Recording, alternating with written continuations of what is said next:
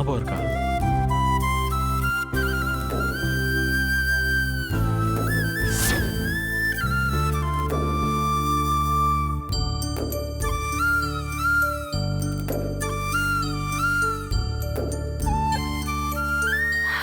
எங்க அதான் தென்றல்னு பேர் வச்சிட்டீங்கல்ல, இன்னொரு பேர் எதுக்கு?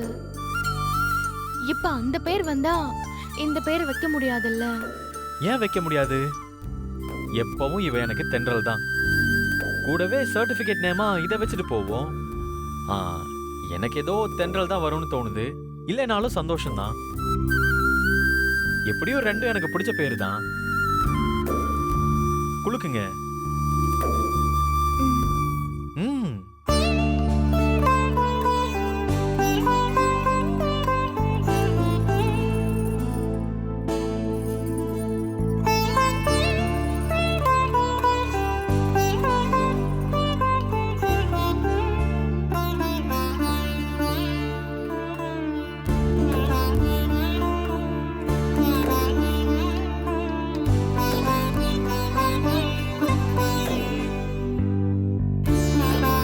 மீனாட்சி, உங்களுக்கு பிடிச்ச பேர் தான் வந்திருக்கு.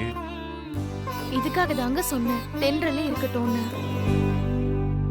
இப்ப பாருங்க, நீங்க சொன்ன பேர் வராம நான் சொன்ன பேர் வந்துருச்சு.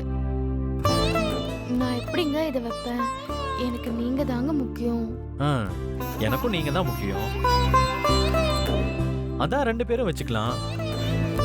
ஆ, மீனாட்சி சர்டிபிகேட் நேம், செல்ல பேரு தென்றல், அப்பா வச்ச பேரு.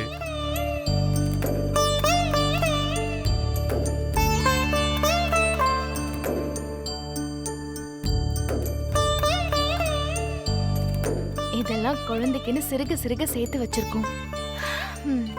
எப்போதான் மீனாட்சியோ உங்க தென்றல் வருவாளுன்னு மனசு காத்துட்டு இருக்குங்க.